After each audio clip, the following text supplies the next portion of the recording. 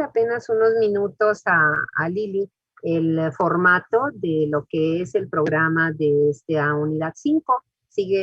Vuelve a ser más bien una unidad pequeña de 4 capítulos. De alguna manera, ayer solo les mandé las guías y bueno, en las guías están los contenidos de la unidad, pero para que tengan el programa completo. Se los voy a mostrar, ¿verdad? Por si no han tenido oportunidad de abrirlo. Aquí están. Tantito. ¿Verdad que abre? Aquí está. Vamos a ver.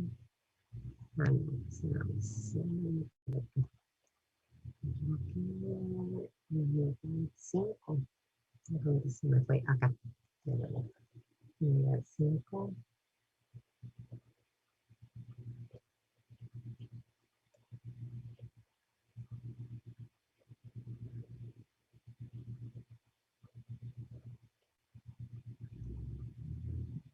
Muy bien. Déjenme podérselos compartir. Ok. Okay. Bueno, les comparto primero lo que es el programa que todos ustedes van a tener ya disponible, ¿verdad? Es la unidad 5, obviamente que la competencia tiene que ver con lo que estamos leyendo, ¿verdad? Que a través del estudio de estos 4 capítulos, que básicamente cada capítulo a lo que se va a referir es a cada una de las etapas del proceso de la respiración. Ahorita Doctora, vamos. ¿Sí? Disculpe por interrumpirla, pero ya pude entrar. Me dijeron que pasó lista. Ah, sí, déjame ponerte tu asistencia. ¿Quién eres, Andrea? No, Iglesias Caballero, Karen Montserrat. Ah, Karen. Ok, muchas gracias, Karen. Claro que sí. Gracias, doctora. Ok.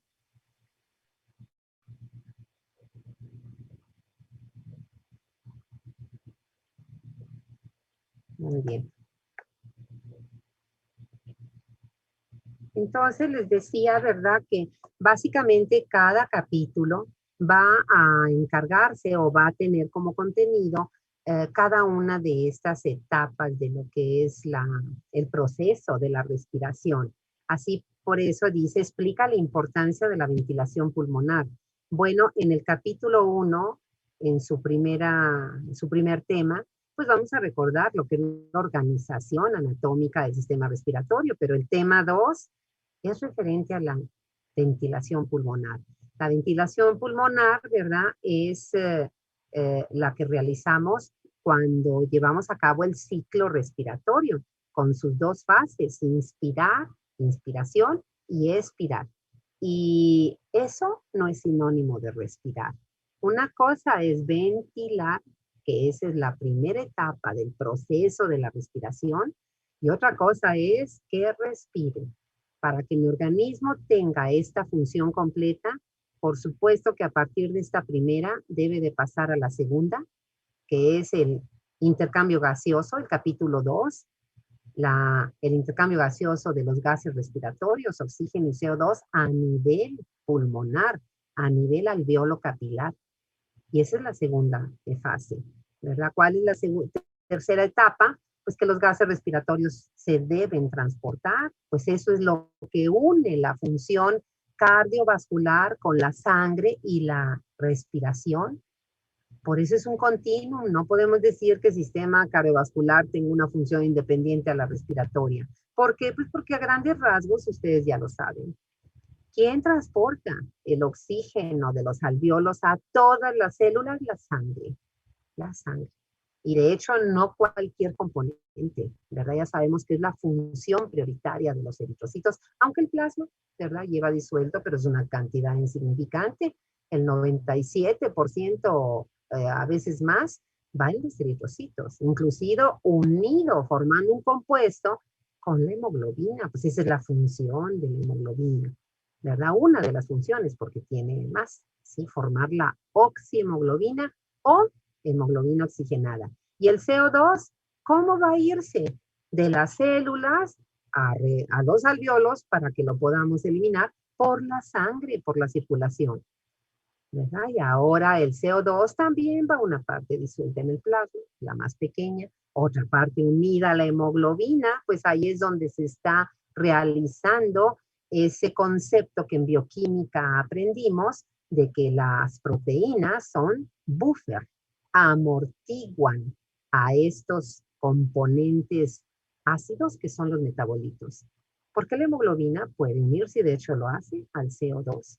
Y es una de las formas de transporte del CO2. Pero también se une a hidrogeniones, fíjense, por eso es un importante amortiguador de los metabolitos ácidos, la hemoglobina. Forma parte de las sustancias buffer. Y luego, ¿qué tenemos, verdad? Que así como hay intercambio de gases en los pulmones, que es el proceso que desde secundaria conocimos como hematosis, pues también a nivel de los tejidos va a haber intercambio. Contrario, ¿verdad? Pues en los pulmones lo que absorbe la sangre y se une la hemoglobina es el oxígeno. Y lo que pasa de la sangre al alveolo y se elimina del organismo con la expiración es el CO2. En los tejidos, pues es al revés. Lo que los tejidos forman a partir de su metabolismo son los metabolitos, entre ellos más abundante CO2, ¿verdad? Y el CO2 cuando llega a la sangre, ¿verdad? En los capilares, pues va a tener tres formas de transporte, como lo vamos a conocer ahí. Poquito se queda disuelto en el plasma, otro poco se une a hemoglobina y la mayor parte va a ir en la ecuación del ácido carbónico, ¿verdad? Y por eso tuvimos que conocer eso en bioquímica. Cómo se disocia el ácido carbónico, hacia dónde se carga, hacia qué lado. Pues eso depende de lo que se tenga que formar, ya lo vamos a ver. Y claro, como cualquier función, terminamos con la regulación. Fíjense cómo aquí llama la atención a algo muy importante, que es la única función vital sobre la cual tenemos, signo vital, sobre la cual tenemos control voluntario. Si yo quiero ahorita decir, a ver, que me baje la temperatura corporal a 34 grados o a 30 porque tengo mucho calor, pues a ver cómo lo logras, porque con voluntad no se va a poder, no se va a poder, ¿verdad? ¿Por qué? Porque no puedes decirle a tus células, bajen su metabolismo porque ya no quiero que produzcan calor. Bueno, quizá no mueves tus músculos, eso lo puedes hacer voluntariamente, pero no, pero eso no se puede controlar. Frecuencia cardíaca, ni modo que le digas al corazón, mira, para que descanses en esta clase, en lugar de que generes tus 70, 80 potenciales de acción, genera 10 o 20, nada más para que yo no me muera. Pues quién sabe si con 10 a 20 sobrevives, ¿verdad? Ya vimos que es una arritmia grave, ¿verdad? Y así, pero la respiración sí, jóvenes. ¿Y por qué tenemos control voluntario? Por el mecanismo que es responsable del ciclo respiratorio. Y el mecanismo es mecánico, es contracción y relajación de los músculos respiratorios. Y todos ellos, pues son estriados, no es liso. Y entonces, si yo quiero, en cualquier momento, ahorita mismo, no respiro. Y dejo de respirar. Solo que en cuanto haga el paro respiratorio voluntario, la apnea, por supuesto que la presión parcial de mis gases respiratorios va a empezar a cambiar. Pues el oxígeno se ve para abajo, la PO2, ¿verdad? Y la PCO2 va a empezar a aumentar y en cuanto se modifiquen las presiones parciales de los gases, adiós control voluntario. Pues mi organismo tiene sus mecanismos homeostáticos, tú querrás seguir en tu paro, pero yo necesito mi oxígeno y necesito eliminar mi CO2, así que a volar, yo tengo el reflejo quimioreceptor, que ya habíamos dicho que es el más importante, no para regular el flujo sanguíneo, para regular a la respiración. Y por supuesto que ese reflejo quimioreceptor se complementa con el control nervioso. El control nervioso es la actividad del llamado centro respiratorio, así como vimos un centro vasomotor, ¿verdad? Para la presión, para los reflejos que regulan la presión arterial media, aquí hay un centro respiratorio igual en el tallo cerebral, en bulbo y protuberancia. Va a haber ahí grupos de neuronas que ya los vamos a conocer. Un grupo inspira de neuronas, un grupo inspiratorio, pues si el nombre te está diciendo que es inspiratorio, pues son las neuronas que mandan potenciales de acción al diafragma para que el diafragma se contraiga e inspiremos, ¿verdad? Y luego hay otro, ¿verdad? Que lo llamamos el grupo, el centro neumotáxico. Ese inhibe a las neuronas inspiratorias para que expiremos. Y que ahora necesito respiración forzada porque voy a hacer ejercicio, me voy a subir a la bicicleta, a la escaladora, a la banda, voy a caminar, a trotar, a correr. Ah, para eso tienes el grupo respiratorio ventral, ¿verdad? Y tienes todavía un apnéustico. O sea, son 4 áreas las del centro respiratorio. Y aparte, pues vamos a acabar con una función muy importante, jóvenes, porque además de que la función respiratoria tiene los objetivos que ustedes quizá ya leyeron en su guía, también la función respiratoria, no hay que olvidar, ¿verdad? Que tiene junto con los sistemas buffer de nuestra sangre, la función respiratoria es el segundo sistema que participa en la regulación del equilibrio ácido básico, del pH. Es el segundo. Son 3 los sistemas. No sé si este tema lo trabaja en bioquímica, pero primero, ¿verdad? Las sustancias buffer. La función respiratoria puede actuar como un mecanismo de control homeostático de la acidosis o alcalosis metabólica, o puede ser la causa de la alteración del pH. Ahí está puesto, ¿verdad? Acidosis y alcalosis respiratoria. Puede ser la causa, ¿verdad? De la alteración del equilibrio ácido básico. Y bueno, jóvenes, como esto ya se los envié, pues se los dejo de compartir. Y además, porque ahora les comparto su guía para que vean cómo esto todo. ¿La guía no la vi? No, ¿verdad? No, entonces vuelvo a cerrar.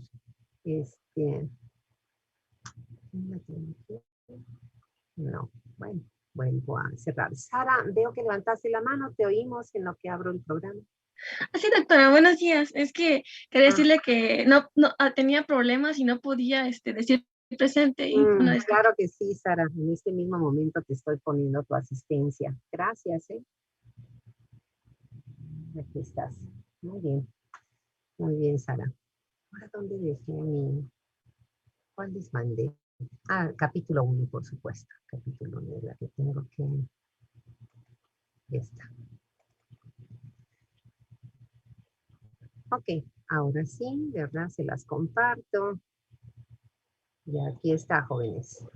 Tenemos 3 hojas de guía para trabajar el capítulo 1, ¿verdad? Ahí está. Esto lo tienen ustedes, ¿verdad? Y entonces, ¿qué vamos a hacer? Estoy viendo que no les puse dijéramos, la sugerencia, no es limitativa. Yo elaboré esta guía a partir del capítulo 38 de Guyton, ¿verdad? Pero también pueden ver estos contenidos en Gano. Si mal no recuerdo, en Gano creo que es el capítulo 26. Al rato les confirmo, ¿sí? Y claro, Linda Costanzo, ¿verdad? Por supuesto. Entonces, lo que les voy a pedir a alguien, ¿verdad? Es para que empecemos a trabajar, que lean la introducción, ¿verdad? Que alguien nos lea la introducción, que es esta primera mitad de la primera hoja, para que veamos, ¿verdad? Cómo algunas cosas ya no van a ser como las conocemos hasta ahorita. Entonces, ¿quién quiere leer la introducción? Arturo, te oímos. ¿Y quién más? Brenda también levantó la mano. Pues la mitad, uno que lea desde el principio hasta el número 2 y el otro lee del número 3 al 4. Perdón, del 3 en adelante. ¿Quién empieza? ¿Tú, Brenda? Sí. ¿O Bueno, tú, Brenda. Arturo? Ajá, o tú, Arturo. ¿Cómo se haga igual? Bueno, introducción. La respiración es una función vital cuyos objetivos en el organismo son: 1. Proporcionar oxígeno como principal nutriente a todas las células, de acuerdo a sus necesidades metabólicas. Y 2. Eliminar el dióxido de carbono, principal metabolito del organismo. Para cumplir con estos objetivos, el proceso de la respiración humana, que es de tipo pulmonar, igual que en los demás mamíferos, se realiza mediante 4 etapas. 1. Ventilación pulmonar. Consiste en la entrada de aire atmosférico, que aporta el oxígeno, por las vías respiratorias hasta los alvéolos. y la salida de aire alveolar con el dióxido de carbono hacia la atmósfera. Esta etapa se realiza en forma cíclica mediante el ciclo respiratorio, con sus dos fases, inspiración y expiración, respectivamente. 2. Intercambio de oxígeno y dióxido de carbono a nivel pulmonar, hematosis. Ocurre en los alvéolos, mediante la difusión de ambos gases entre el aire alveolar y la sangre venosa de los capilares pulmonares, lo cual la transforma en sangre arterial. Muy bien. Brenda, ¿tú ibas a continuar? Sí, doctora. ¿Sí me escucha bien? Sí, muy bien. Bueno, el número 3 va a ser el transporte de oxígeno y el dióxido de carbono por la sangre. La mayor parte del oxígeno es transportado hacia todas las células por los eritrocitos de la sangre arterial sistémica, unido a la hemoglobina. Igualmente, el dióxido de carbono es llevado de los tejidos hacia los pulmones para ser eliminado por los eritrocitos de la sangre venosa sistémica, principalmente como bicarbonato e hidrogeniones en la ecuación de ácido carbónico. 4. Regulación de la respiración. Participan 3 tipos de control. El voluntario, que es muy breve, solo durante unos segundos, incluso un minuto o un poco más. El químico, que es un reflejo quimiorreceptor, y el nervioso, con la participación del centro respiratorio del tallo cerebral, donde se origina el automatismo respiratorio que determina el ciclo respiratorio y la frecuencia respiratoria, siendo los dos últimos los más importantes. Si cualquiera de estas etapas no se lleva a cabo normalmente, los objetivos de la respiración no se cumplirán y, al contrario, se podrán desarrollar múltiples y variadas enfermedades respiratorias, desde infecciones agudas hasta crónicas, crónico-degenerativas, obstructivas, restrictivas, neoplasias genéticas, etc., que deteriorarán significativamente el estado de salud y la calidad de vida de las personas, llegando a ser en algunos casos irreversibles e incluso mortales. ¿También leo lo de los capítulos? Y nada más ese último renglón, Brenda, por favor. Los capítulos de esta unidad tratan sobre cada una de las etapas de la función respiratoria en el organismo humano. Muchas gracias a los dos, Arturo y Brenda. Fíjense cómo, por eso les decía, a pesar de que no les envié ayer el programa, realmente las guías, que son de 3 hojas, ¿verdad? Cuando están así separadas, cada guía, pues el contenido que tiene es como que un breve resumen de cada tema. En este caso, yo quiero rescatarles de la introducción el hecho de que no olvidar, ¿verdad? Que cada función en nuestro organismo tiene su objetivo. Nosotros aprendimos ahorita en la unidad 4 que la función básica del corazón es la actividad de bomba para poder, ¿verdad?, hacer que la sangre circule dentro del sistema circulatorio, de los dos sistemas circulatorios. La función del sistema circulatorio, pues, es precisamente transportar a la sangre que está moviéndose, o sea, que está en flujo, en movimiento, para que llegue a todos los tejidos. Fíjense aquí cómo la respiración me explica por qué es tan importante que haya flujo sanguíneo, porque se va a cumplir la función respiratoria. Si llega sangre arterial normal, en cantidad normal a los tejidos, se va a cumplir el primer objetivo.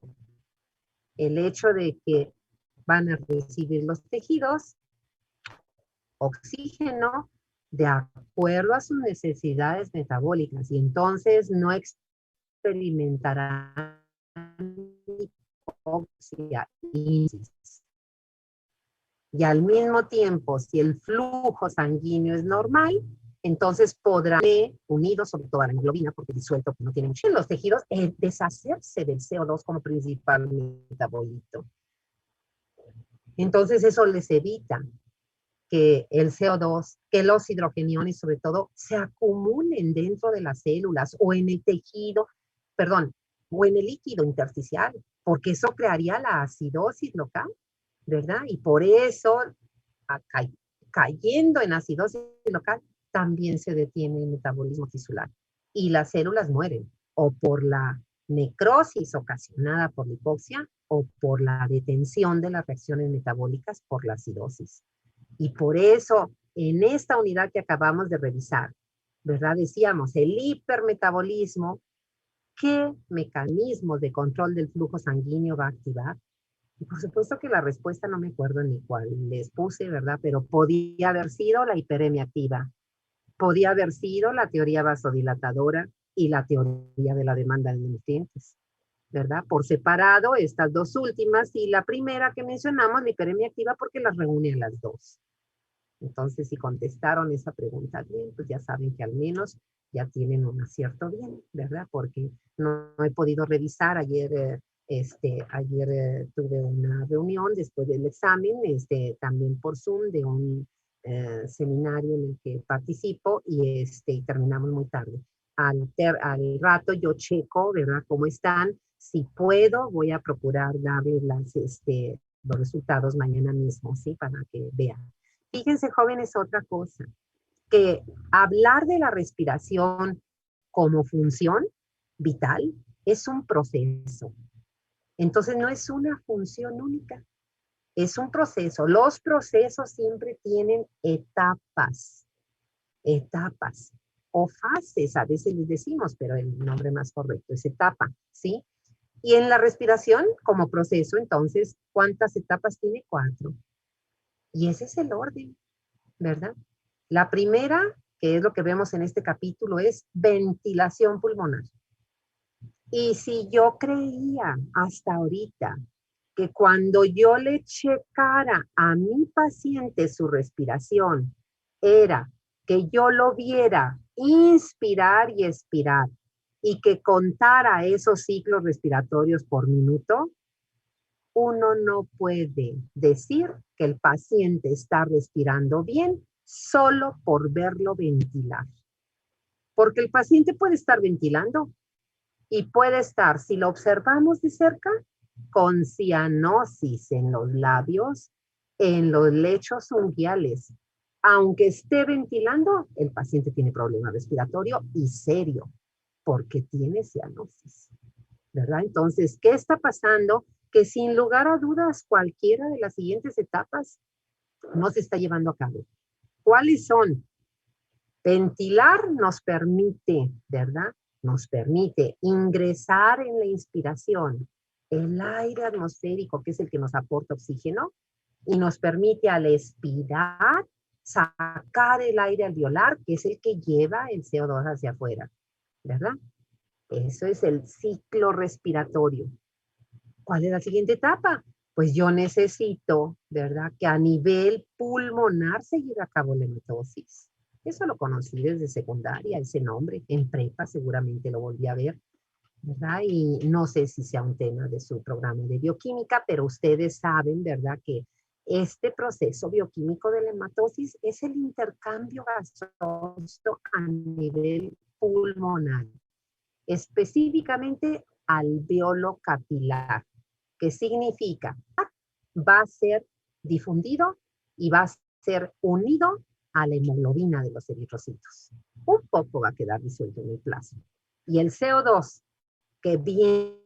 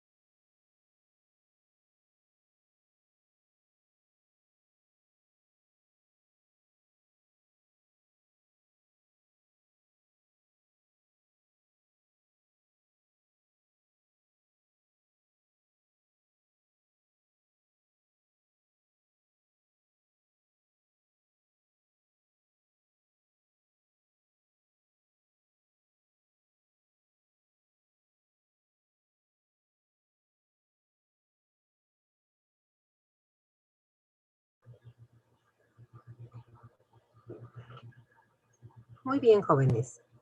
Faltan algunos, pero bueno, vamos a seguir adelante. Voy a volverles a compartir la pantalla. Estamos trabajando la guía. Ajá. Entonces decíamos, ¿verdad? Que el hecho de que el paciente esté ventilando no es garantía de que el paciente la persona está realizando de manera normal su proceso de respiración. Yo debo de verificar en clínica que además de que tenga su ventilación realizando el ciclo respiratorio con una frecuencia respiratoria normal, tengo que estar checando que la hematosis se esté realizando.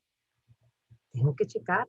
¿Cómo me doy cuenta, verdad? Bueno, porque si la hematosis es el proceso que va a convertir la sangre venosa en arterial, pues si el paciente está oxigenando bien su sangre arterial, jóvenes, pues puedes medir, como ahorita que estamos en pandemia, tu oximetría de pulso, ¿verdad? Digital incluso. Y si te das cuenta que hay una saturación de presión parcial de oxígeno, una saturación por arriba de 90, pues es normal. Pero ¿qué tal que la persona tenga por debajo de 90, debajo de 80, de 70? Pues ahí te das cuenta que aunque esté respirando, no se está llevando a cabo la hematosis correctamente.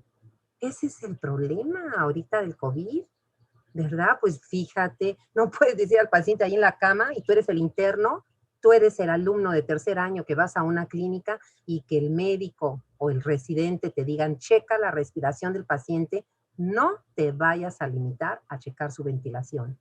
No, pide tu oximetría, ¿verdad? Checa cómo está la coloración de sus mucosas, de sus tegumentos, no hay cianosis. Todo eso. Y si es necesario, pues por supuesto que vas a pedir gasometría arterial, es decir, ya al laboratorio, ¿sí? El transporte de oxígeno por la sangre, pues ahí nos va a maravillar, ¿verdad? La función tan enorme que tiene la sangre, especialmente los eritrocitos y la hemoglobina.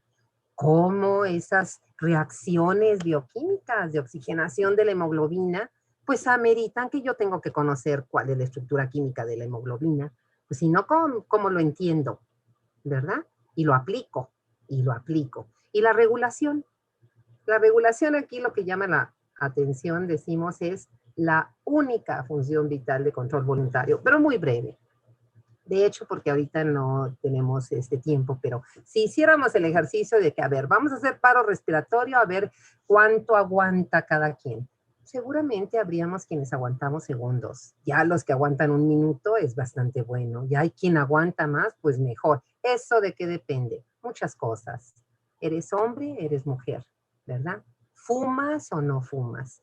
¿Haces ejercicio? ¿Tienes un cierto tipo de acondicionamiento físico? Todo eso, ¿verdad? Los deportistas, pues por supuesto que a la hora, ¿verdad? Que dijéramos, se les mide sus pruebas de funcionamiento respiratorio, pues otra vez, están por encima de alguien que no lo hacemos. Fíjate aquí, ¿verdad? El control químico, ese reflejo quimioreceptor que lo conocimos como parte de los mecanismos rápidos de control de la PAM, ahí dijimos, no es su papel controlar. El flujo sanguíneo tiene un papel secundario, pero para la respiración es un mecanismo más importante. Claro que sí. Y ese reflejo se complementa con el control nervioso, porque el reflejo, ¿verdad? Va a participar otra vez los dos pares craneales, el 9 y el 10, y ahora, en lugar de que esos axones y esos potenciales vayan al centro vasomotor, van a llegar al centro respiratorio. Otra vez el tallo cerebral, ¿verdad? Y así es, ahí es donde se regula ese automatismo. Pues tenemos un grupo, imagínense, de neuronas, que se les puso el grupo inspiratorio.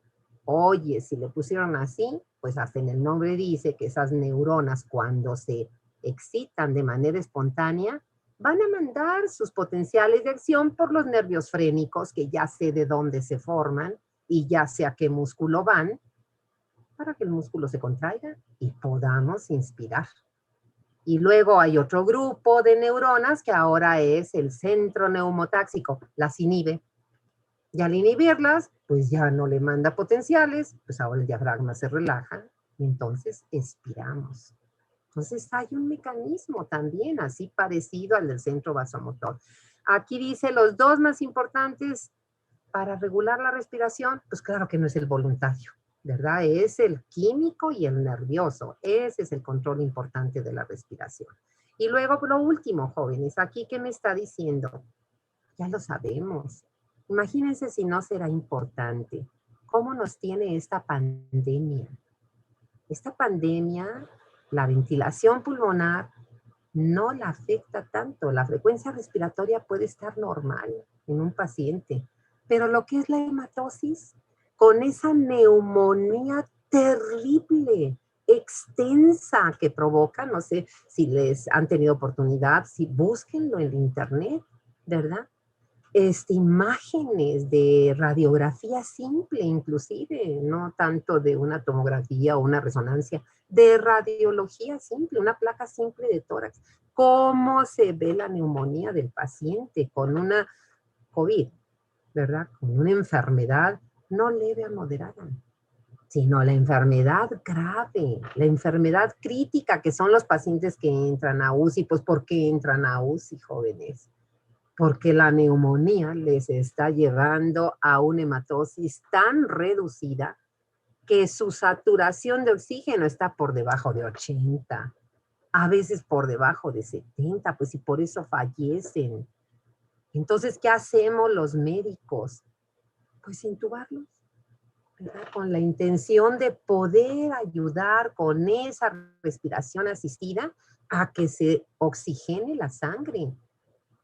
Porque curiosamente, fíjense lo dramático, ¿de dónde tomamos el oxígeno? Del aire atmosférico. ¿Toda nuestra piel está en contacto con el aire atmosférico? Sí, sí, es cierto, ¿verdad? Pero no hay ósmosis de oxígeno por la sangre. No hay, ¿verdad? Es decir, aunque tengamos la piel en contacto, el único sitio en donde se oxigena la sangre, pues es a nivel pulmonar, alveolo capilar. Entonces, si el oxígeno de ahí no está presente, si los alveolos no están funcionando por la neumonía, vamos a ver ahí en el capítulo 2 cuánto mide normalmente la membrana respiratoria, que es la pared del alveolo, el intersticio y la pared del capilar.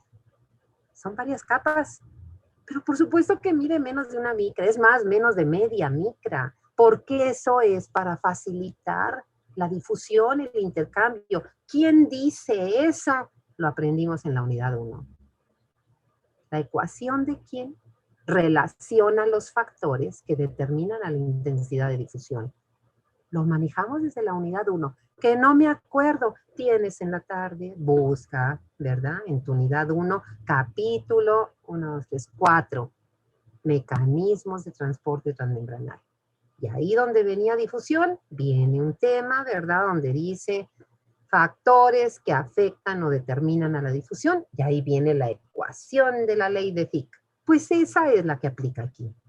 Aplícala ahorita, eres estudiante, pero sabes lo que está pasando con esta pandemia. A partir del año que entra vas a ir a tus clínicas, aplica tus principios de física. ¿Qué le está pasando? El espesor de la membrana respiratoria, que está en el denominador de la ecuación de Fick, está aumentando por la neumonía. Obviamente la intensidad de la difusión de estos pacientes va para abajo. Claro está que la saturación de oxígeno de su sangre arterial, a medida que hay menos difusión, menos oxigenada va a estar. Ese es el problema, jóvenes. Y puede llegar a ser mortal, como dice ahí. ¿Qué otra cosa puede estar pasando? Ya dejemos en paz a la pandemia y al SARS-CoV-2. Enfisema es una crónico degenerativa. ¿Causada por qué? Por un tabaquismo crónico de larga evolución a través de los años. Eso ya está completamente comprobado. ¿Y qué tiene de diferente el enfisema con la neumonía? Pues todo, ¿verdad? La causa. La neumonía es infecciosa, viral, bacteriana, mixta. El enfisema es la destrucción, la ruptura de las paredes de los alveolos. Y entonces, si ustedes se acuerdan de su histología o de su anatomía, pues los alvéolos forman racimos de saquitos, ¿verdad? Entonces hay múltiples alvéolos, múltiples alvéolos. ¿Qué le pasa al que fuma y que ya lleva más 7 años, 8 años, 10 años, entre más años fume, pues se van a romper esas paredes de los alvéolos y en lugar donde tenía 100 alvéolos, le van a quedar 10 alveolotes, eso sí, ¿verdad? Porque se rompe la pared y uno diría, pues qué maravilla con el enfisema, qué maravilla con el tabaquismo, porque en lugar de alveolitos ahora tengo alveolotes. Ahí está tu ecuación de Fick. Otra vez. La ecuación de Fick tiene un factor en el numerador que es una letra A, que es el área de la superficie donde va a ocurrir la difusión. Y entonces tú dibuja en tu libreta un alveolote y dibuja ese mismo alveolote con muchos alveolitos. Y entonces ve en qué circunstancia hay mayor superficie. Si con el alveolote o con los múltiples alveolitos. Pues y por eso somos millonarios en alveolos. Si la naturaleza dijera otra cosa, pues tendríamos 5 alvéolos en cada pulmón, 5 alveolotes. Pero la difusión depende del área de la superficie, ya lo dice la ley de Fick. Entonces imagínate en el enfisema, no le pasa lo mismo que la neumonía. El resultado es el mismo. En la neumonía, el grosor de la membrana respiratoria aumenta, la hematosis se va para abajo. En el enfisema, lo que está perdiendo el paciente es membrana, membrana respiratoria, área de la superficie de la membrana respiratoria, la hematosis se va para abajo. Jóvenes, es muy dramático ver a gente joven de 30 y tantos años, 40 y tantos años, dependiendo de un suplemento de oxígeno, porque el enfisema ya está muy avanzado, porque no se regenera. El daño producido por el tabaquismo es como el daño producido por el sol, no se revierte. Entonces no son cuestiones de amarillismo, de que andemos asustando a la comunidad. Es cuestión de educación para la salud y de prevención de un problema que llega a ser mortal, como el COVID. Llega a ser mortal, sin lugar a dudas. Y ahí tienes, dice enfermedad obstructiva, pues el asma bronquial, pues es obstructiva. Enfermedad obstructiva, ¿verdad? Pues alguien que pasa algo y que se le va, en lugar del esófago, de la faringe, se va a la laringe. Oigan, son accidentes que han causado la muerte. Niños, fíjense qué dramático, que en una piñata con globos, el niño se mete a la boca el globo y se va y obstruye la laringe. Y los niños mueren por asfixia, ¿verdad? O una ciruela de estas que tienen el hueso grande. Por eso tenemos que aprender a practicar la maniobra de Heimlich, ¿no? Ustedes los van a habilitar para eso, los deben sus profesores de clínica el año que entra. Luego, enfermedad restrictiva. Esa es una secuela del COVID, terrible. ¿Por qué? Porque en el parénquima pulmonar no hay fibrosis. Normalmente hay fibras elásticas de elastina, hay fibras de colágeno, porque el parénquima pulmonar es distensible como la pared vascular, pero llega un momento, por ejemplo, en el COVID, que un efecto post-COVID le llaman, es que empieza a haber fibrosis intersticial. Entonces, imagínense en los pulmones que deben de ser distensibles, ahora con la fibrosis, pues claro que no lo son. Entonces, los pacientes pueden quedar con una limitación respiratoria severa. Y luego los tumores jóvenes, el cáncer pulmonar está asociado también al tabaquismo. Y es uno de los cánceres, están entre los primeros 10 o 5 de la lista de los cánceres más frecuentes, ¿sí? Enfermedades genéticas, no sé cómo se llama, ahorita se me fue. ¿Cómo se llama esta enfermedad? Está asociada a una alteración genética del cloro. Quística. La fibrosis, ¿verdad? Sí, muchas gracias, Artur, ¿verdad? La fibrosis quística. Es terrible, ¿verdad? Terrible porque es también mortal a través de los años y mortal a corto plazo para los niños. Muy bien, jóvenes. Entonces, como eso hay, pues por eso tenemos que estudiar la fisiología respiratoria. Entonces les voy a pedir, ¿verdad?, a alguien que nos ayude a leer este capítulo 1. Fíjense, este capítulo 1, el tema 1 es la anatomía. ¿Qué tenemos que saber de la anatomía? Pues estas 11 planteamientos que tienes aquí, que yo creo que la mayoría lo vieron en anatomía y ya lo saben. Ya empieza a leer, por ejemplo, la introducción y las primeras dos cuestiones. Alfredo, te oímos. Y luego sigue Cherlyn de la 3 a la 5, Cherlyn, o hasta las 6 o 7. Ajá, a ver, Alfredo, perdón, te oímos. Capítulo 1. Estructura y ventilación pulmonar. Anatomía fisiológica del sistema respiratorio. Vías respiratorias, pulmones, pleura, circulación pulmonar e inervación. El sistema respiratorio está constituido por las vías respiratorias o aéreas y los pulmones. La pleura es una membrana doble. La parietal recubre la cavidad torácica, la visceral recubre los pulmones. Entre ambas se crea el espacio pleural, que contiene alrededor de 15 a 20 mililitros de líquido pleural, el cual ejerce dos funciones: lubricación y cohesión entre ambas pleuras. Actividad. Complete las siguientes cuestiones. Las vías respiratorias altas o superiores están constituidas podría ser por la laringe, doctora. ¿Y antes? ¿Cuál es la Las primera? narinas. Por las narinas, ¿verdad? Por supuesto, claro. Y luego la laringe, ¿verdad? O algunas veces incluye la faringe y luego la laringe. Hasta ahí, ¿verdad? Entonces las narinas con sus cuanas hacia atrás y la laringe, pues son las vías respiratorias superiores, ¿sí? Síguele, Alfredo, por favor. La función respiratoria de las fosas nasales se llama... Es calienta en el aire, doctora, pero no recuerdo el nombre. Se llama acondicionamiento del aire inspirado. Acondicionar el aire inspirado consiste en que tienen que realizar nuestras fosas nasales, tienen que realizar varias funciones, ¿verdad? Ese acondicionamiento, no sé si alguien tú mismo nos pueda decir, ¿por qué la mucosa nasal está recubierta de moco? ¿Por qué la mucosa nasal está tan irrigada?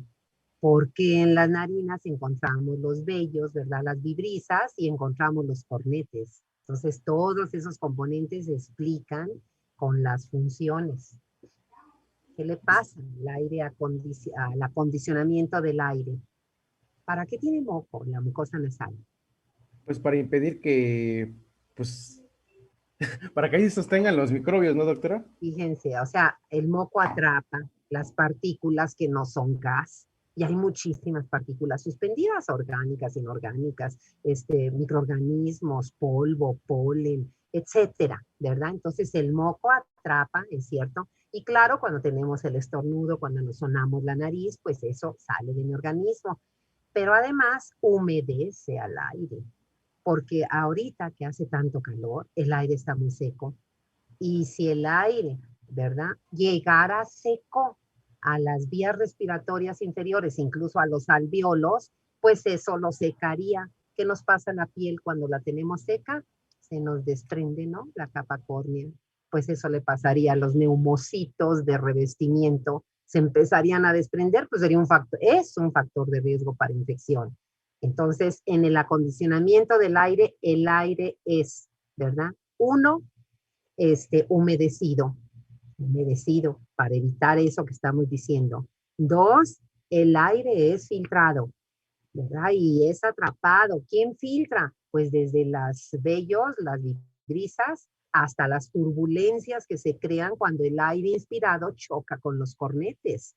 Y entonces eso precipita a las partículas que no son gas a que caigan en el moco y sean atrapadas ahí. Y finalmente, ¿por qué está tan irrigada? Acuérdense a los pobres boxeadores cuando les dan golpes en la nariz o los jugadores, pues una hemorragia importante. ¿Para qué está tan irrigada la mucosa nasal? Esa es la tercera función. Tengo a Brenda. Tú levantaste la mano, Brenda.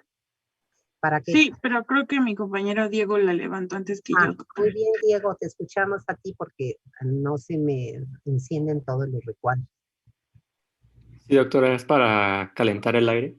Y eso es correcto. ¿Por qué es tan importante calentarlo? Por lo mismo que humedecerlo, jóvenes. Si llegara un aire muy frío, ¿verdad? O llegara un aire inclusive excesivamente caliente, eso puede dañar al epitelio alveolar. Entonces, concluimos. Acondicionamiento del aire inspirado es la función de las fosas nasales que consiste en, ¿verdad? Humedecerlo, en calentarlo y en filtrarlo para retirarle todas las partículas o la mayoría de las partículas sólidas que no son gas. Y eso se completa con la pregunta 3. ¿Quieres continuar? ¿Quién había dicho que iba a leer? También. Sí, doctora, en la pregunta 3, espacio, son las, bueno, le puse vibrisas. Ajá. Son las estructuras de la nariz que filtran el aire inspirado e impiden que lleguen a los pulmones las partículas con un diámetro mayores de 6 micrómetros. Así es, ¿verdad? Y luego se complementa con el 4, ¿verdad? ¿Quieres seguir? En el 4 es partículas inspiradas con diámetro entre 1 a 5 micras quedan atrapadas en los bronquios. Sí, ¿verdad? Los bronquios tienen cilios y también están recubiertos de secreción mucosa, ¿verdad? Pero como son más chiquitas esas partículas, pues rebasan el nivel de las fosas nasales, de la laringe y llegan a los bronquios y ahí los bronquios también crean flujo de aire turbulento y quedan atrapadas en la secreción mucosa y de los bronquios, ¿sí? Y luego...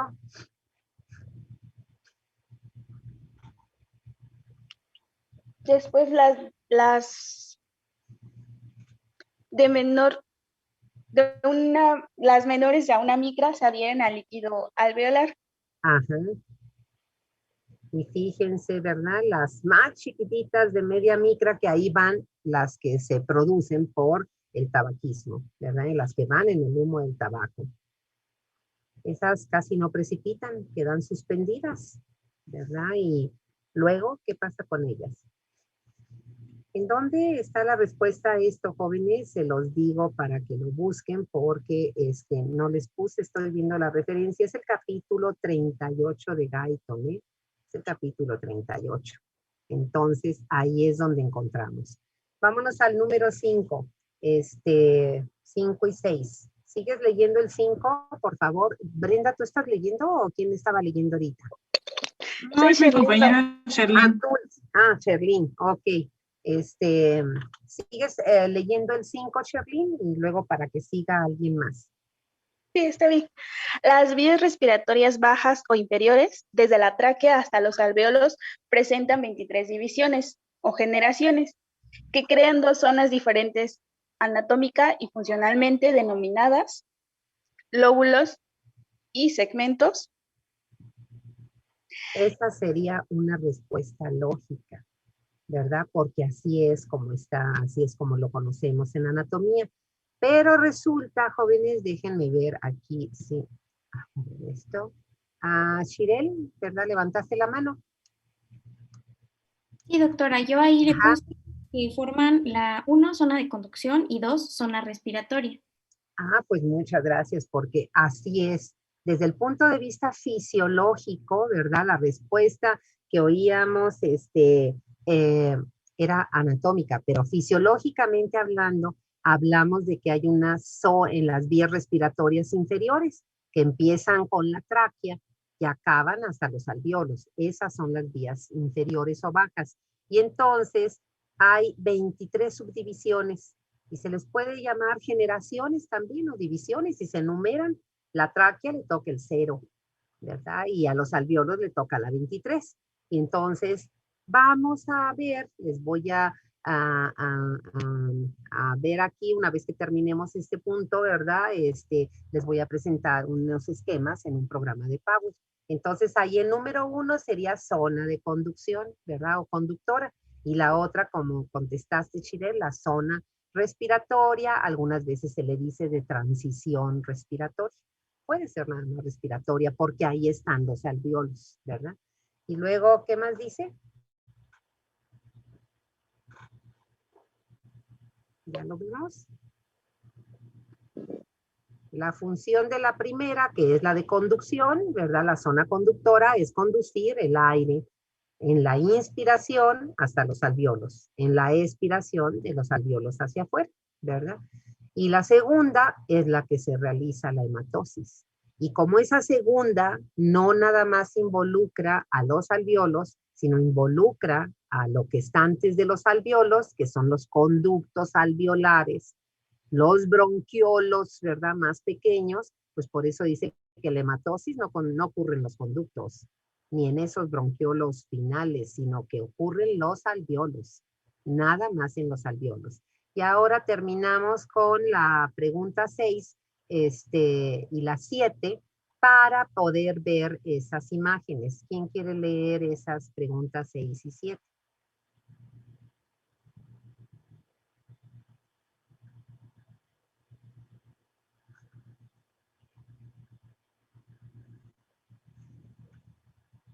¿No? Entonces les voy a presentar les voy a cambiar, ¿verdad? Dejar de compartir para presentarles el programa de Power. A ver, aquí está el programa de Power, donde dice compartir aquí. Compartir y ahora les comparto este Power. Para ver estas preguntas, ¿verdad? De la guía, que les vuelvo a repetir, por lo que yo les comparto, acuérdense que la referencia es básicamente el capítulo 38 de Guyton. Aquí está este programa que tiene el contenido de la unidad 1, ¿verdad? Que es el que estamos viendo ahorita y donde dice vías respiratorias, zona de conducción, zona respiratoria, pulmones, pleura, circulación e inervación. Y luego, ese es el tema 1. En el tema 2 es toda la mecánica de la respiración. Y entonces empezamos. Pues ahí está la anatomía. Esta no es de Guyton, pero me gustó más, ¿verdad? Porque en colores se ve bonito. Y entonces vemos, ¿verdad? Que hay ese aparato porque es una figura de anatomía. Nosotros en fisiología hablamos del sistema respiratorio. Y entonces son sus dos componentes, vías respiratorias superiores, ¿verdad? Y vías respiratorias inferiores. Y entonces las superiores ahí las tenemos, las fosas nasales, la faringe y la laringe, hasta ahí. Y una cosa importante es que ya vimos, ¿verdad? En cuál de ellas se realiza la función de acondicionamiento del aire inspirado, pues es en las fosas nasales. ¿En qué consiste ese acondicionamiento? Ya lo dijimos, ¿verdad? Filtrar, calentar y humedecer el aire inspirado para evitarnos, ¿verdad? Procesos infecciosos y para evitarnos otros problemas de que llegaran a los alveolos. Solo debe de llegar los gases de la mezcla de aire, la mezcla gaseosa, ¿verdad? Del aire. La laringe, jóvenes, es un órgano que tiene doble función. La laringe es un órgano de la respiración, sí. Y como tal, ¿verdad? Pues es un órgano, es un sitio de conducción. Laringe, faringe, fosas nasales es la zona conductora, ¿verdad? Pero acuérdense que la laringe tiene las cuerdas vocales. No le vayan a poner bucales, ¿verdad? Bucales es de la boca. Entonces son vocales y por lo tanto la laringe es el órgano de la fonación, o sea, por el que podemos emitir los sonidos que constituyen nuestras palabras, nuestras letras, ¿verdad? Entonces tiene también esa función. Las fosas nasales igualmente tienen otra función que tiene que ver con el sentido especial, ¿verdad? De el olfato. Entonces hay órganos que tienen doble función. Las vías respiratorias inferiores, pues son a partir de la tráquea. ¿Y hasta dónde? Hasta lo que constituye a los pulmones, que es donde encontramos los alveolos. ¿Sí? Entonces, las vías respiratorias inferiores, tráquea, bronquios, grandes, medianos, ¿verdad? Pequeños, respiratorios, terminales, hasta los alveolos. Vamos a ver la siguiente. Y aquí tenemos esas subdivisiones. Esta figura de la izquierda, pues es esquemática, no es anatómica. A la derecha esta la encontré, pero como ejemplo de cómo a veces si bajamos información de internet y no tenemos el conocimiento, podemos, ¿verdad? Nosotros confundirnos. ¿Por qué? Porque la descripción original de zona conductora, que fue agruparla en 23 divisiones o generaciones, es a partir de la tráquea. Fíjense cómo en la tráquea inclusive se le da el número 0, ¿verdad? Porque pues es una, entonces ahí empieza. Y ya a partir de los bronquios principales, derecho, izquierdo, uno para cada pulmón, y los bronquios grandes que se van subdividiendo, pues les va a tocar una numeración progresiva, de tal manera que esta zona conductora, como vemos, acaba en los bronquiolos terminales. Y es la división o generación 16. Entonces la zona conductora es de la 0 a la 16. 0 es la tráquea, 16 son los bronquiolos terminales. Fíjense del lado derecho, la figura anatómica. Pues está bonita porque es anatómica, pero aquí me están poniendo que la zona de conducción abarca inclusive pues desde la faringe, porque eso que se ve ahí pues es la boca. Y bueno, pues eso no es cierto, ¿verdad? O sea, sabemos que fosas nasales, ¿verdad? Faringe, laringe, pues son vías de paso, pero no está incluido en esta descripción. Entonces es para que tengamos ese cuidado.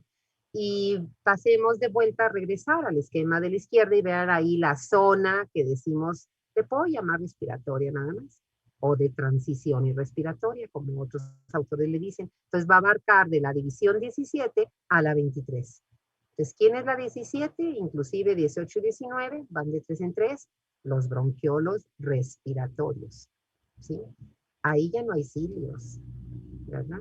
Y luego siguen los conductos alveolares y finalmente los sacos alveolares, que son los alveolos. Miren la figura del lado derecho, pues ahí está el dibujo más bonito, ¿no? Para darnos una idea de cómo está esto, ¿verdad? Lo que decíamos, cómo están en racimo los alveolos, ¿verdad? Lo que yo les decía, fíjense la cantidad de superficie que hay aquí.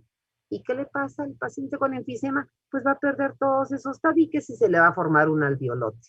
Muy grandote, pero su superficie se redujo a menos de la mitad, ¿verdad? Entonces, eso es lo importante, jóvenes. ¿Qué otra cosa tenemos aquí? Ahora que recordar la histología. Y miren, esta figura, que es el capítulo 34, es de Gannon. Es muy buena composición porque aquí nos está hablando de la anatomía microscópica, ¿verdad? Los componentes de la pared, desde el alveolo, que es la pared más delgada de la derecha, hasta la tráquea y los bronquios, ¿verdad? Los bronquios grandes, medianos.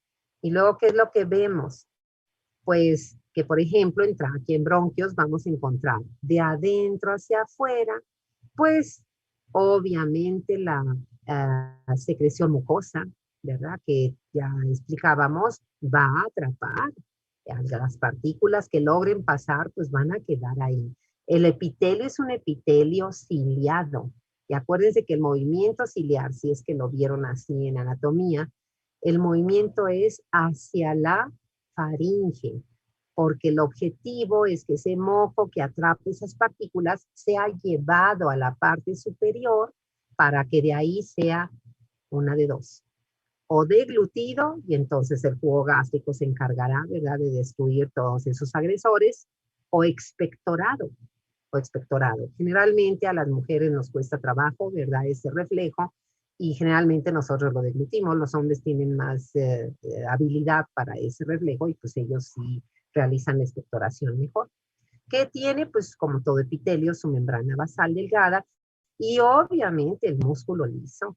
Importantísimo, ¿verdad? El músculo liso, ¿por qué? Porque ese músculo liso pues va a poder modificar el diámetro, especialmente de los bronquios, no tanto de la tráquea, ¿verdad? Sí la va a modificar, no tanto, porque acuérdense que la tráquea tiene sus anillos cartilaginosos, Y esos anillos, ¿verdad? Pues es como un sello o un elemento de seguridad para que la tráquea no se altere. Pero también los bronquios grandes, ¿verdad? Tienen los medianos menos hasta que en los chicos ya no hay, ¿sí? ¿Y qué encontramos? Pues lo que encontramos en cualquier pared de una víscera hueca, los vasos sanguíneos, los capilares, ¿verdad? Fíjense cómo ya aquí en la figura del medio, ¿verdad? Ya los cilios casi desaparecen, porque de hecho en los alvéolos ya no hay cilios. En los bronquiolos respiratorios ya no hay cilios, ¿verdad? Y entonces desaparece también, ya no hay el cartílago. ¿Qué cosa hay en la pared alveolar? Pues prácticamente casi le salió bien, ¿verdad? Pero les faltó algo importante. Miren, están los dos tipos de células epiteliales alveolares en la pared de los sacos alveolares o alveolos. Las llamadas también neumocitos, ese es el sinónimo, o célula alveolar, ¿verdad? Epitelial, o neumocitos. Y hay de dos tipos. Esta es la nomenclatura original. Número 1 romano son los neumocitos de revestimiento. Así se les llama porque son los que forman, ¿verdad? La pared del alveolo.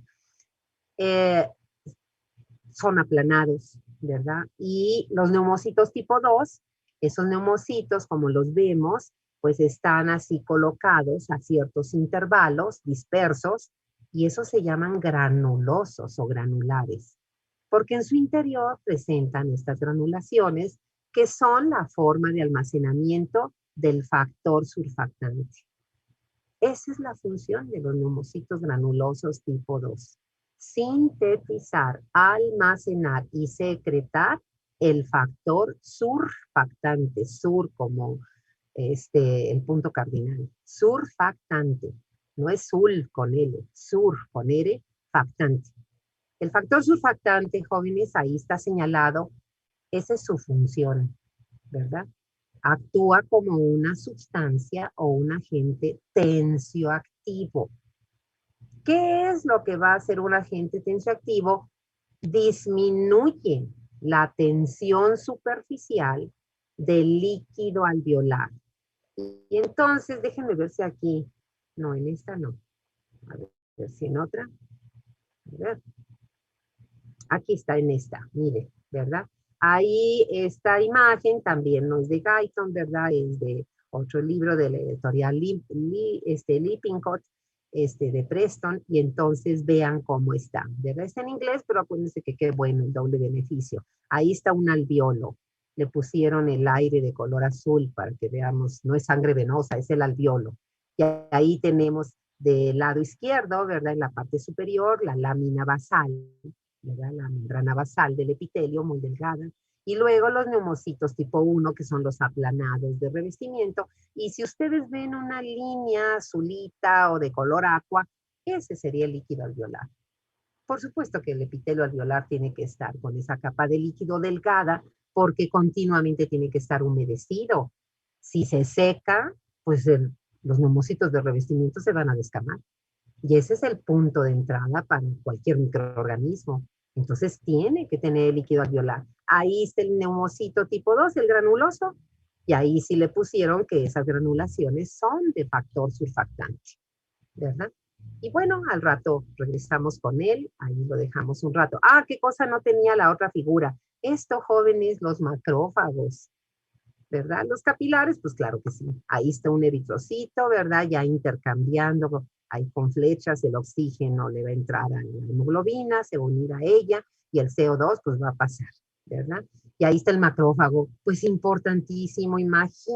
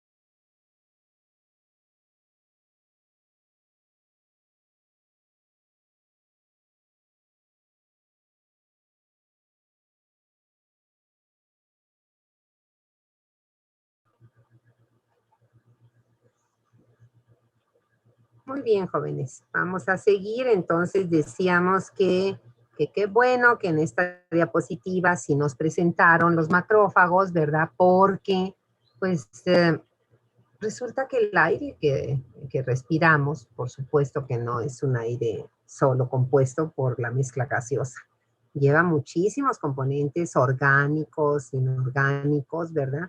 Y pues los macrófagos tienen, ahí está, miren cómo emite el pseudópodo para llevarse este pedazo de una partícula que seguramente deriva del tabaquismo, o es un grano de polen que inspiramos, o es un grano de arena, lo que haya sido. Imagínense las personas que trabajan dijéramos, minas, ¿verdad? Minas de carbón, cualquier otro tipo de mina, la cantidad de partículas sólidas que los macrófagos tienen que retirar de la luz alveolar. Muy importante la función de los macrófagos alveolares. Bueno, jóvenes, nos regresamos para terminar este tema 1. Como cualquier víscera, sabemos, y ustedes ya lo saben, que los pulmones tienen por fuera su tejido de revestimiento, de protección, ¿verdad? Que son las pleuras o pleura, y que tiene sus dos capas, ¿verdad? La que tapiza al parénquima pulmonar, pues es la pleura visceral, y la que está en la posición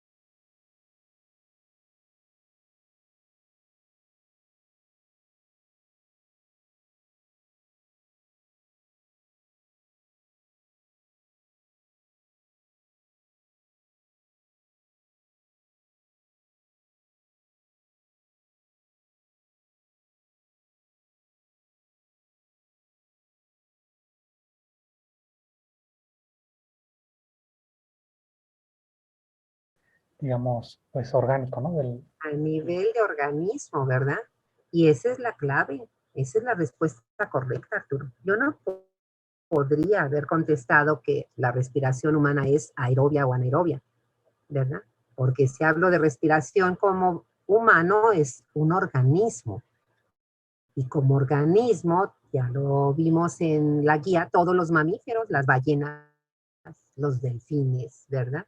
Y pues la mayoría de los animales domésticos, ¿verdad? Mamíferos, que no son aves, obviamente, mamíferos, la respiración es pulmonar, que se le da ese nombre porque los ojos son los fundamentales de la respiración, pero otros tienen un mundo vivo en la biodiversidad.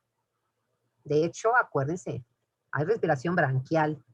Nosotros tuvimos branquias en una época de nuestro desarrollo fetal, pero no por eso tuvimos respiración branquial. Los peces sí, y espero hayan hecho esa práctica en su curso de biología de secundaria o de prepa, ¿verdad? Entonces los peces, pues las branquias que tienen sus fimbrias, ¿verdad?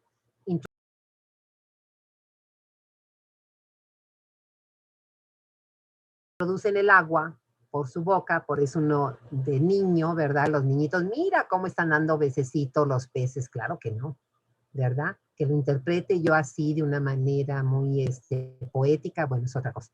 Lo que está haciendo el pez es introducir el agua de donde vive, que ahí es donde está disuelto el oxígeno, y sacarla por abriendo los opérculos, que son las tapas que tienen los peces. Y ahí están los arcos branquiales, que tienen cartílago y tienen esas fimbrias que tienen, ¿verdad? Pues ahí es donde está la membrana, que para ellos, ¿verdad? Es la membrana del intercambio gaseoso. Entonces ellos extraen el oxígeno del agua y sacan el CO2. ¿verdad? Entonces es la respiración branquial. Luego hay respiración cutánea. Pues claro que hay respiración cutánea.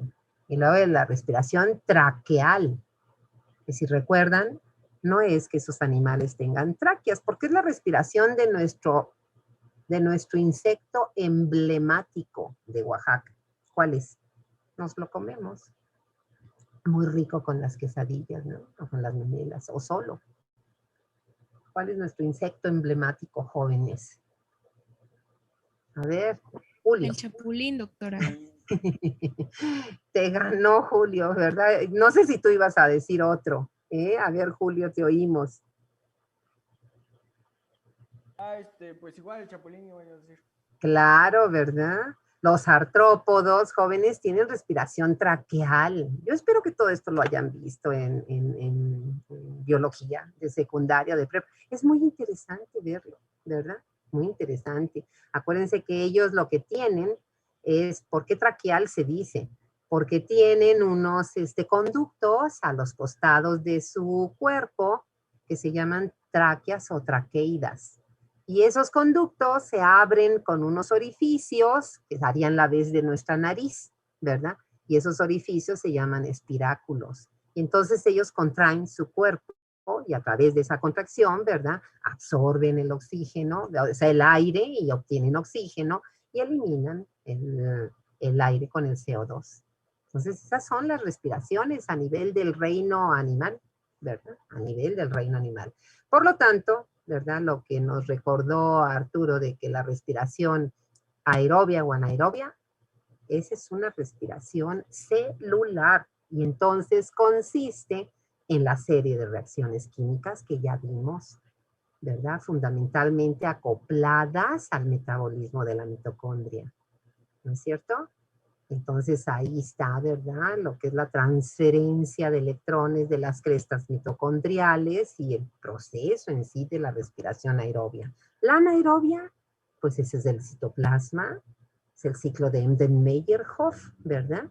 La glucólisis, que no requiere de oxígeno y por eso es anaerobia.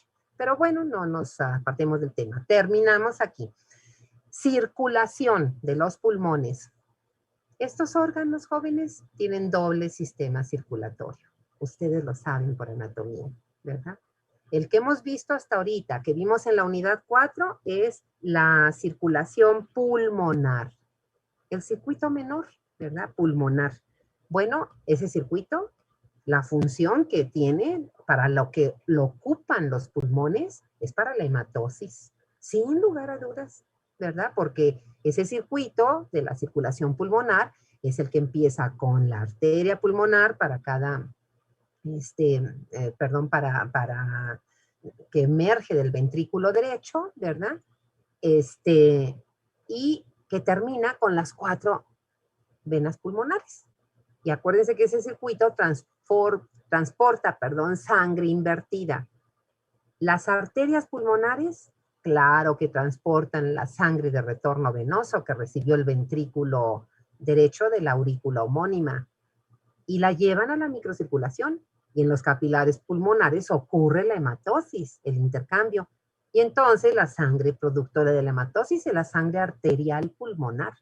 Esa es la que va por las venas pulmonares a la aurícula izquierda. Bueno, ese es el circuito pulmonar.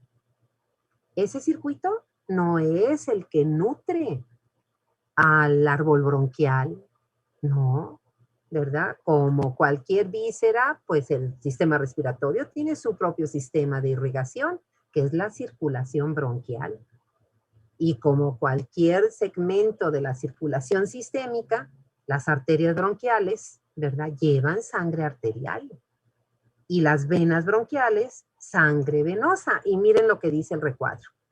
Hay un shunt venoso. Bueno, pues esa palabra en inglés nosotros la interpretamos como un cortocircuito.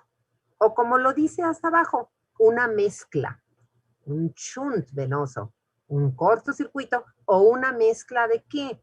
De sangre venosa con arterial. No sé si esto lo vieron en anatomía, jóvenes. Por ahí hay una vena ácigos, ¿verdad? Y luego, en ese circuito, Resulta que las venas bronquiales vacían a la aurícula izquierda. Son venas, jóvenes, venas bronquiales. Entonces llevan sangre venosa de la circulación bronquial. Y la vacían no a la aurícula derecha, a la aurícula izquierda. Y entonces ahí se mezcla, ¿verdad? La sangre arterial, que es el producto de la hematosis, con esa sangre venosa de la circulación bronquial. Afortunadamente no es muy abundante la circulación bronquial, ¿verdad? Creo que Guyton nos da entre un 1 y 2% del gasto cardíaco. Y entonces, jóvenes, ¿qué sucede, verdad? Pues lo que sucede es que nos dice, nos dice, ¿verdad? Permítanme un segundo, jóvenes, sí, porque estoy recibiendo un mensaje que tengo que contestar. Ahorita regreso un minuto.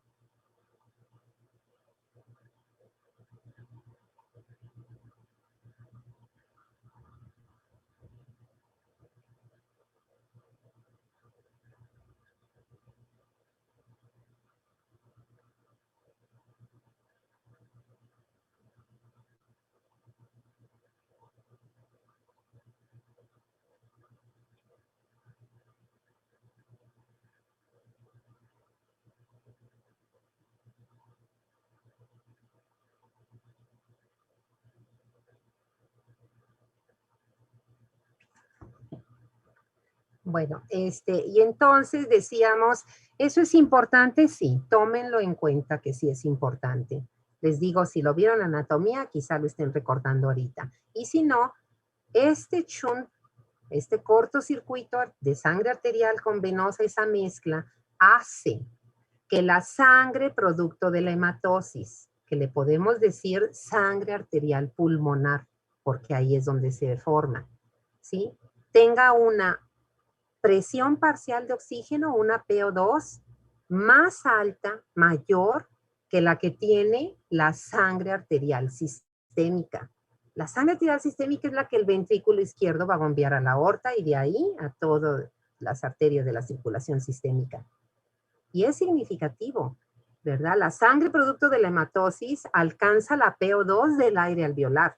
Si manejamos la sigla de Guyton, es 104 milímetros de mercurio. A otros autores nos dan un rango de mínimo 100. Entonces, 100 a 104 es la PO2 de la sangre arterial pulmonar.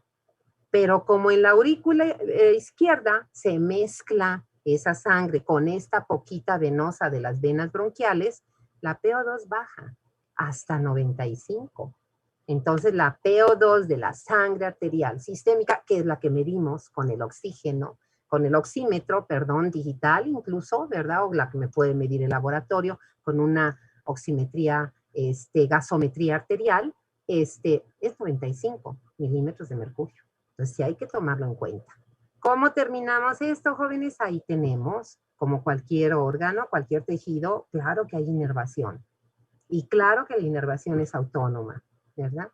Y es un órgano que, como el corazón, recibe inervación doble. Simpática, parasimpática. ¿Qué tengo que saber? Siempre repetiremos eso. ¿Quién es el neurotransmisor? ¿Quién es el receptor? Para que de ahí, ¿verdad?, yo conozca el mecanismo de acción y qué efecto tiene. ¿En dónde vamos a observar esa inervación? A nivel de los bronquios, jóvenes. En el músculo liso bronquial y las glándulas secretoras de moco. Y fíjense entonces, la simpática, pues un neurotransmisor va a ser el mismo en todo el organismo, igual que la inervación parasimpática o vagal. Es víscera torácica, entonces son los nervios vagos, neumogástricos. Entonces, neurotransmisor en el primer caso, simpáticos, sigue siendo noradrenalina.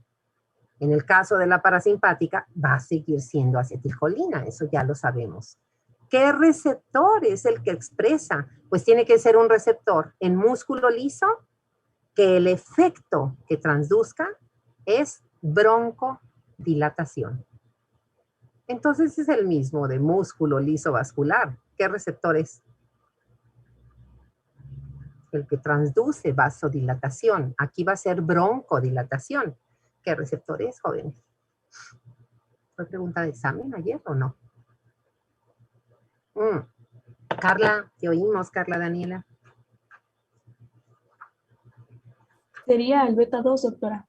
Así es, ¿verdad? Es el adrenérgico beta 2, ¿verdad? Ese es el receptor que transduce el efecto broncodilatador, también vasodilatador. En este caso, pues fíjense cómo hay coincidencia.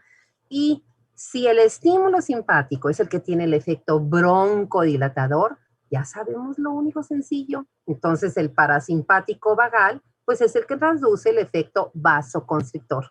Ahora es acetilcolina actuando sobre el receptor colinérgico. ¿Es músculo liso? No puede ser nicotínico.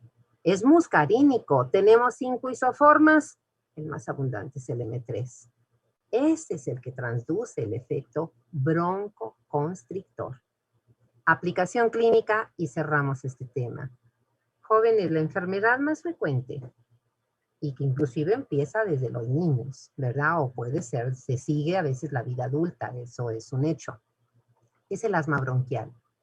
Cuando los pacientes tienen la crisis, tienen episodios de broncoconstricción que pueden ser leves o pueden ser tan graves que necesiten atención hospitalaria. Si tú sabes la anatomía, de ahorita puedes inferir esos inhaladores que los pacientes tienen que tener siempre con ellos porque no saben en qué momento el alergeno les va a ocasionar la crisis. ¿Qué tipo de acción tiene ese fármaco? Tiene que ser un agonista parasimpático, un agonista colinérgico M3, o tiene que ser un agonista adrenérgico beta 2. ¿De qué grupo será? Porque eso es lo que vas a estudiar el año que entra en farmacología. Entonces, Arturo, levantaste la mano. Tiene que ser un agonista adrenérgico, doctora, para causar broncodilatación.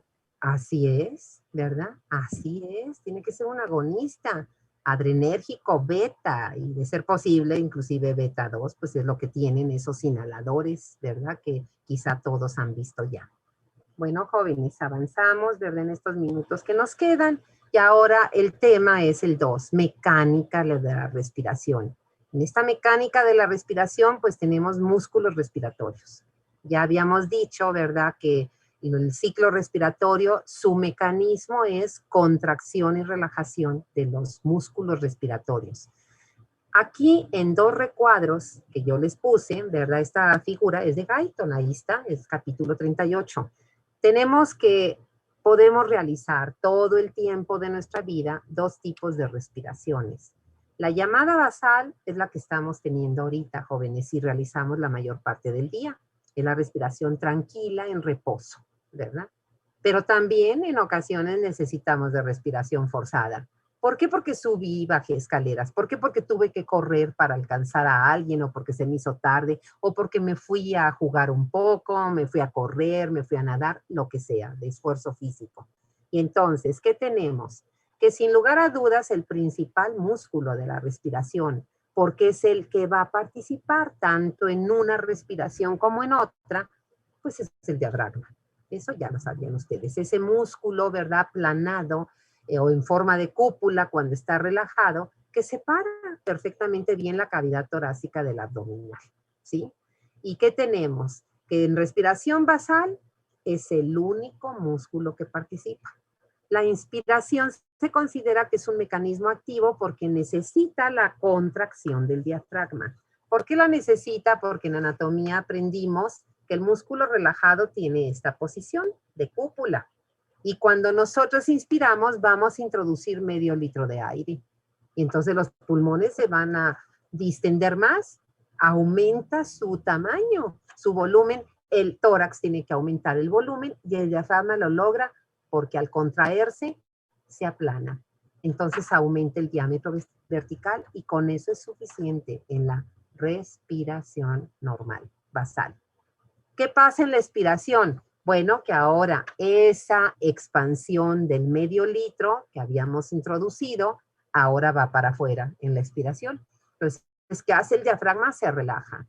Y al relajarse va a adoptar de nuevo la forma de cúpula y al hacerlo, acuérdense que la base de los pulmones descansan en el diafragma igual que el corazón, ya lo sabemos, y al adoptar esa forma de cúpula, el diafragma ayuda a la expiración empujando las bases de los pulmones hacia arriba. Ese es el mecanismo. Entonces se considera que la expiración es pasiva porque pues, requiere la relajación del diafragma. ¿Qué ocurre si la respiración es forzada? Que vamos a introducir y a sacar cantidades de aire que nada tienen que ver con medio litro. Van a ser litros, ¿verdad? Y entonces en la inspiración forzada, si vamos a meter hasta 3 litros de aire más, necesitamos que el tórax aumente no nada más su diámetro vertical, su diámetro anteroposterior, su diámetro transversal. Y para ello, pues necesitamos que las costillas se eleven, que el esternón también lo haga, las clavículas, pues para ensanchar los diámetros del tórax. ¿Y eso se logra con qué? El diafragma se tiene que contraer, sin lugar a dudas. Pero además se tienen que contraer los músculos accesorios de la inspiración forzada, que son los intercostales, ahí está marcado con una I, externos. Esos son los que hacen que las costillas, que son oblicuas hacia abajo, se suban, se horizontalicen. Los esternocleidomastoideos, los escalenos y hasta los serratos anteriores, que también empujan las costillas, ¿verdad? Hacia arriba. En la expiración forzada, ahora para sacar más de 1 litro de aire, siendo que normalmente nada más sacamos medio, pues ahora necesitamos que el diafragma se relaje sin lugar a dudas. Pero, ¿verdad? Para sacar más, necesitamos que el diafragma, que ya adoptó su cúpula y ya empujó a los pulmones, los empuje más, que su cúpula aumente. ¿Y eso cómo se logra? Pues lo que está abajo del diafragma, que es el abdomen, necesita aumentar la presión. Entonces, ¿cómo se logra? Pues contrayendo los músculos anteriores, rectos anteriores del abdomen, ¿verdad? Entonces, cuando queremos sacar más aire en la expiración forzada, contraemos el abdomen, ¿verdad? ¿Cuál otro? Ahora las costillas, en lugar de que suban, se horizontalicen, que es, al contrario, se depriman más, y eso lo logran los intercostales internos. La contracción. Aquí sean cuidadosos, porque en el caso de la inspiración forzada, la contracción es de todos los músculos, incluido el diafragma. Pero en la expiración, fíjense cómo el diafragma obviamente se tiene que relajar. Los que se contraen son los accesorios, intercostales internos y rectos anteriores, para no cometer errores, ¿sí? ¿Cuál es el siguiente punto? Pues ahora es este punto que tiene que ver con las características de distensibilidad que tienen los pulmones. El tórax también tiene distensibilidad. La elasticidad, que eso le permite a los pulmones también ser distensibles. La tensión superficial del líquido alveolar y el llamado factor surfactante. Y entonces, jóvenes, este es el resumen, ¿verdad? Aquí tenemos que distensibilidad pulmonar es una propiedad, una característica que consiste el volumen en el que se van a expandir los pulmones por cada centímetro de agua que aumente la presión transpulmonar, que es una de las 3 presiones pulmonares. Ahorita las vemos. El valor normal, nos dice Guyton, es 200 mililitros de aire. Quiere decir que si la presión transpulmonar, ¿verdad?, vale 1 centímetro, el aumento de volumen que va a expandir a los pulmones va a ser de 200 mililitros. Nada más que, fíjense lo que está entre paréntesis. Ese valor de distensibilidad pulmonar es si le quitamos el tórax a los pulmones. Pues claro que eso no se puede hacer porque no sería compatible con la vida. Por eso es que ese valor realmente es de los pulmones aislados, pues no. El que se aplica es la distensibilidad llamada combinada, pulmonar y torácica, porque los pulmones siempre van a estar dentro de del tórax. Entonces vean cómo bajan, porque claro está que la distensibilidad del tórax es mucho menor que la de los pulmones. Y entonces baja casi a la mitad. Entonces la distensibilidad, ¿cuántos mililitros de aire van a expandir los pulmones por cada centímetro de agua? Pues eso, ¿verdad? Baja hasta 110. ¿Sí? Luego la elasticidad. ¿Por qué el parénquima pulmonar es distensible? Pues la respuesta es por lo mismo que la pared vascular es distensible. Por la presencia de las fibras, de las proteínas elásticas, la elastina y también las fibras de colágeno, que las encontramos en el intersticio entre los alvéolos, ¿sí? Luego viene esto que se llama la tensión superficial del líquido alveolar. No sé si ustedes recuerden a estas alturas, probablemente sí, que cuando hablamos de tensión superficial de un líquido, jóvenes, se refiere a una fuerza de atracción entre sí de las moléculas de agua. Esa fuerza es la responsable de formar las gotas de la lluvia o las gotas cuando aventamos agua. Esa fuerza es la que si tenemos un vaso como yo tengo aquí y lo movemos, miren, ahí lo voy a ver si no me mojo, ahí está. Fíjense cómo da la impresión como si tuviera una capita y va y viene, ¿no? Miren, la voy a ver. Ve. Entonces, cuando un líquido está colocado en un objeto, las moléculas de agua que quedan en la superficie se atraen entre sí, por eso el agua se mueve así, ¿verdad? Es una fuerza de atracción. Bueno, el agua, jóvenes, tiene un valor de tensión superficial, en la cifra que nos da Guyton, búsquenla en el capítulo 38, de 75 dinas por centímetro. El líquido alveolar, ¿qué es? Ya habíamos visto este esquema. Yo les dije, vean cómo esa delgada línea azul está representando el líquido alveolar. Es un líquido que hidrata, que siempre mantiene húmedo a la pared alveolar. Pero ese líquido, claro que no tiene la tensión superficial del agua, pero de todas maneras su tensión superficial es muy alta, 50 dinas por centímetro. Si así se quedara, jóvenes, fíjense la consecuencia. Cuando inspiramos, la pared de los alvéolos se separa. Cuando expiramos, la pared de los alvéolos se acerca. Y si el líquido siguiera con sus 50 dinas, cada vez que expiramos, nuestros alvéolos colapsarían. Y la siguiente inspiración sería como la primera. Fíjense qué difícil, ¿verdad? ¿Por qué no nos ocurre eso? ¿Por qué todo el tiempo mis alvéolos, qué tiene mi organismo para oponerse al colapso pulmonar generada por la alta tensión superficial del líquido? El factor surfactante. Ese factor surfactante que lo producen los neumocitos tipo 2. Es una mezcla de 3 componentes. Lo tienen ahí en su guía. Yo les voy a contribuir con uno para que vean que están en su derecho de decir, usted no nos dijo nada. Bueno, para que vean, ¿no? Cuando menos uno. Y uno de ellos, que es el más importante componente, porque es el que ejerce la acción de ser un agente tensioactivo, el que funciona como agente tensioactivo. ¿Quién es ese componente del factor surfactante? Es un fosfolípido. Se llama, pongan las iniciales primero con mayúscula. Es letra D de dedo, mayúscula. Luego una letra P de papá, mayúscula. Una letra F de foco. Y una C de casa. Entonces, DPFC significa la letra D, luego la P, palmitoil, que es el ácido, ¿verdad? Los ácidos que tienen estas moléculas, y después fosfatidilcolina, dipalmitoil, fosfatidilcolina. Ese es el componente que tiene el efecto tensioactivo. ¿Y qué hace un agente tensioactivo? Que eso es lo que necesitamos contestarnos. Disminuye. Disminuye la tensión superficial. Disminuye. ¿A cuánto la disminuye? Este valor de 50, la disminuye 10 veces. Entonces, el valor de la tensión superficial del líquido alveolar por el factor surfactante, en lugar de 50 es 5. ¿Cuál es el rango superior?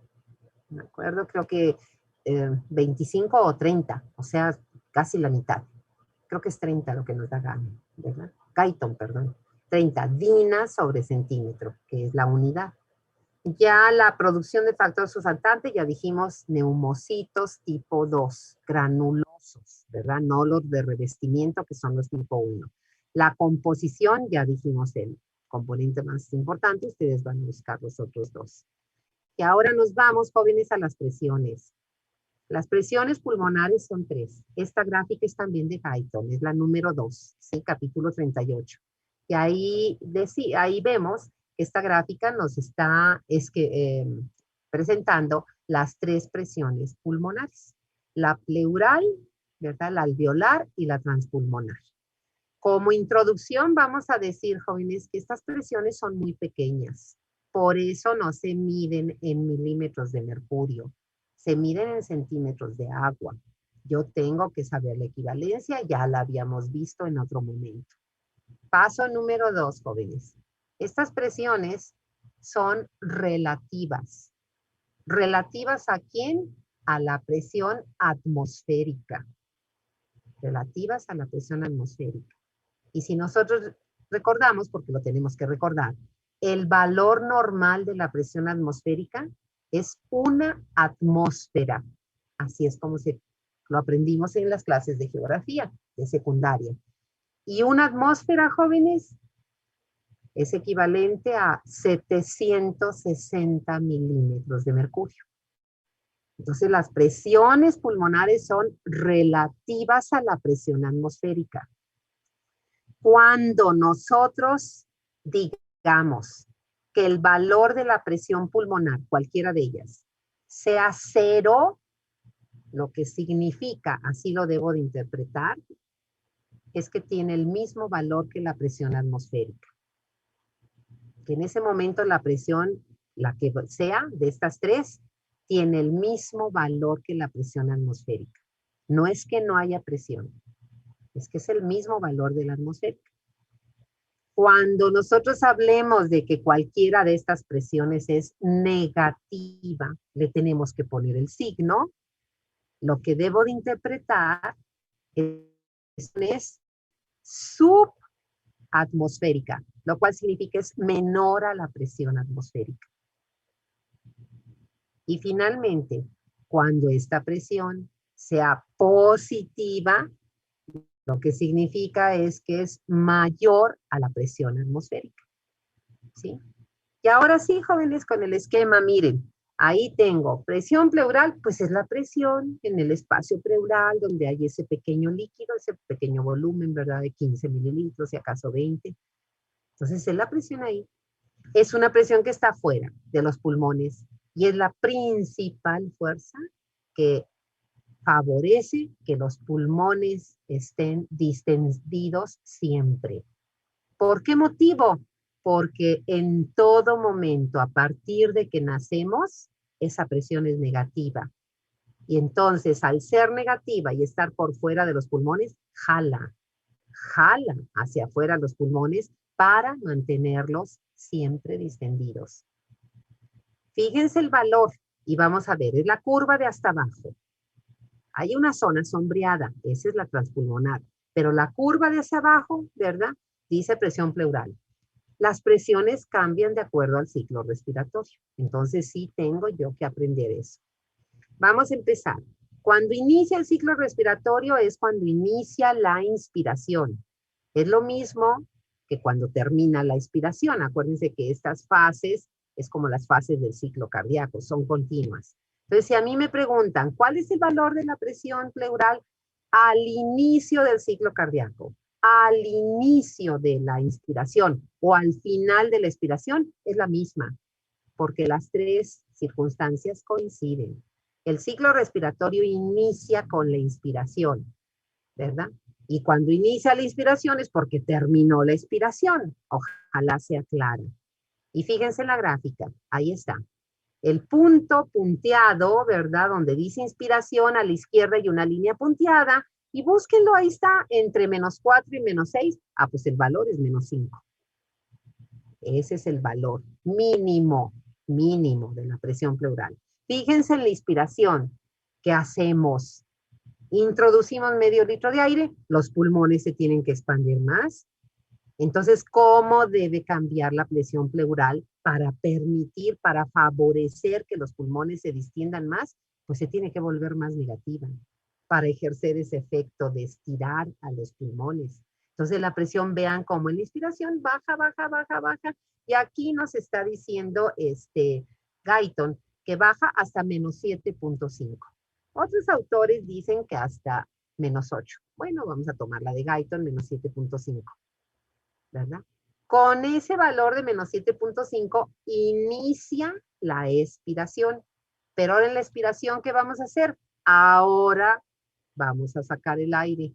Entonces los pulmones, ahora que estaban distendidos en la inspiración, se van a retraer. ¿Quién le ayuda? La misma presión pleural, que ahora tiene que regresar a su valor basal. No podemos decir que se haga positiva, jóvenes, por favor. Ahora en la presión pleural, si decimos qué cambio experimenta en la expiración, ahí está tu gráfica. De menos 7.5 a menos 5. Cuida tu signo. Y aquí la aplicación clínica es la que tienes ahí abajo, ¿verdad? Que esta presión, como favorece siempre que los pulmones estén distendidos, fíjate lo que va a pasar cuando el paciente sufra una herida que se llama penetrante de tórax, por arma punzocortante, por arma blanca, por arma de fuego. Perfora ese objeto la pared torácica, perfora la pleura. Y si ahí adentro la presión es negativa, claro que va a jalar al aire atmosférico que tiene presión de 760 y el aire va a entrar a la cavidad torácica, al espacio pleural. Y entonces, ¿qué va a ocasionar? Neumotórax. Aire en la cavidad pleural, jóvenes, eso colapsa. ¿A quién? Pues puede ser a un lóbulo, pero puede ser a todo el pulmón. ¿Y de qué sirve un pulmón o un lóbulo colapsado? De nada. Ahí no puede haber hematosis. Es una urgencia médica. A veces lo que lo colapsa no es tan solo el aire. Puede ser que haya habido una hemorragia porque se lesionó un vaso sanguíneo importante. Es un hemotórax. Igual. Entonces ahí tenemos que atender a estos pacientes. ¿Cómo le hacemos para sacar el aire, para drenar? Pues los pacientes tienen que ser intervenidos en el hemotórax para poder hacer la hemostasia de los vasos sangrantes, drenar el hematoma, dejar las cánulas de drenaje. Y si es puro aire, pues se practica una toracocentesis, una punción torácica, y se deja una catéter, una cánula que va a un dispositivo que pues, comúnmente se le llama sello de agua para extraer, ¿verdad? Para extraer el aire. La otra presión alveolar, jóvenes, es ahora dentro de los alveolos. Y ve, es la gráfica del medio. Y esa ahí te dice, ¿verdad? También la presión va a cambiar. ¿Qué sucede en la inspiración? ¿Cómo es la presión cuando empieza la respiración? 0. 0 centímetros de agua no quiere decir que no haya presión. Quiere decir que es la misma que atmosférica. Y luego, ¿qué pasa en la inspiración? Vamos a meter el aire. Y si va a llegar hasta los alveolos, pues la presión ahí se tiene que volver negativa para que jale el aire a que llegue a los alveolos hasta -1. No necesita mucho. ¿Y qué pasa cuando acaba la expiración? Otra vez 0. Y en la inspiración, pues tiene que cambiar al revés. Durante la expiración, la presión ahora tiene que volverse positiva para empujar el aire a que lo podamos sacar. Y esos son los